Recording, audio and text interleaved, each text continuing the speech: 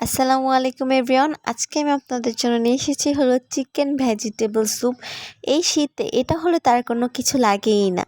এটা খেতে অনেক পরিমাণে স্বাদের হয়। আমার বাসায় তো সবাই এটা আমার হাতে অনেক পরিমাণে পছন্দ করে। এটা বানানোর জন্য ফার্স্টে আমি একটা পাতিলে চিকেনগুলো দিয়ে পানি দিয়ে সিদ্ধ করে নিচ্ছি। এরপর আমি এখানে 1 চা চামচ আদা রসুন বাটা অ্যাড করে দিয়েছি এবং আমি যে সবজিগুলো এখানে ব্যবহার করব সেই সবজিগুলো এখানে গাজর, ফুলকপি, বাঁধাকপি, আবার এখানে আমি পেঁয়াজ কুচি এবং কাঁচামরিচ কুচি দিয়ে দিয়েছি।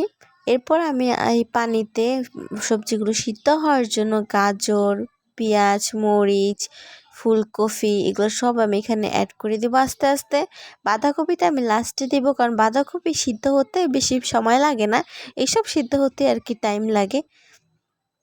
এখন আমি এই পানিতে চিকেনগুলোকে সুন্দর করে সিদ্ধ করে নিব এবং অনবরত আমি নাড়াচাড়া করব এবং আমি স্বাদ মতো লবণ দিয়ে দিব। আপনারা আপনাদের স্বাদ মতো এখানে লবণ অ্যাড করে দিবেন।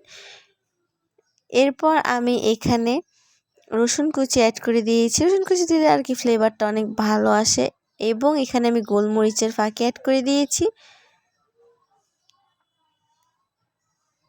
এরপর আমি এখানে সয়াবিন তেল অ্যাড করে দিয়েছি পরিমাণ মতো। এরপর আমি এগুলো ভালো করে মিক্স করে নিচ্ছি এবং অনবরত নাড়াচাড়া করে নিচ্ছি, এগুলো যেন ভালো মতো সিদ্ধ হয় এই জন্য। এরপর আমি এখানে টমেটো সস অ্যাড করে নিচ্ছি এবং এটা সুন্দর করে মিক্স করে নিচ্ছি। এই যে আমার চিকেনগুলো সিদ্ধ হয়ে গেছে, এইখান থেকে আমি চিকেনগুলো উঠিয়ে নিব।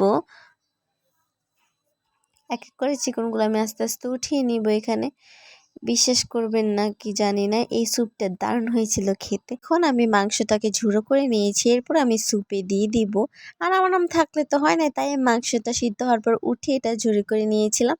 আপনারা চাইলে এভাবে করতে পারেন, এভাবেই তো করে। এরপর আমি এত আমার নাম সিদ্ধ খাই না, তাই আমি একটু জাস্ট ডাল ঘুটনো দিয়ে একটু ঘুটে নিয়েছিলাম। এরপর আমি এখানে বাঁধাকপি অ্যাড করে দিয়েছিলাম। এখানে একটা বাটিতে আমি কর্নফ্লাওয়ার নিয়ে পানি দিয়ে সুন্দর মতো মিক্স করে নিয়েছি যেন কোনো লাম্পস না থাকে। এরপর আমি এই স্যুপের মধ্যে কর্নফ্লাওয়ারগুলো দিয়ে দিয়েছি।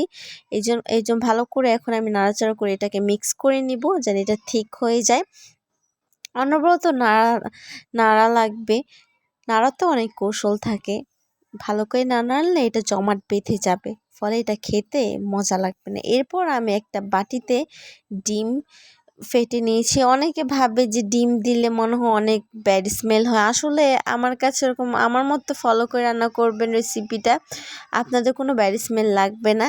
এবং এটা কিন্তু গরম গরম খাবেন, ঠান্ডা হলে এটা ভালো লাগে না খেতে।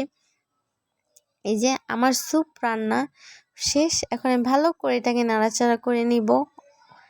এই তো আমার রান্না কমপ্লিট, এখন আমি পরিবেশন করে খাবো। এই ভিডিওটা ছিল এই পর্যন্তই। ভালো লাগলে লাইক, কমেন্ট, শেয়ার, সাবস্ক্রাইব। আল্লাহ হাফেজ।